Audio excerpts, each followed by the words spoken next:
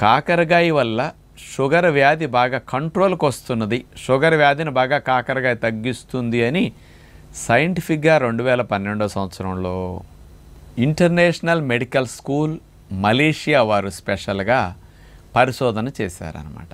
వీళ్ళు రోజుకు ఒక 5 గ్రాముల కాకరకాయ పొడిని ఒక 3 నెలల పాటు ఇచ్చి చూస్తే HbA1c 3 months డయాబెటిక్ యావరేజ్ తీసుకుంటే మరి 3 నుంచి 5 పాయింట్లు HbA1c తగ్గిందని వీళ్ళు నిరూపించారనమాట.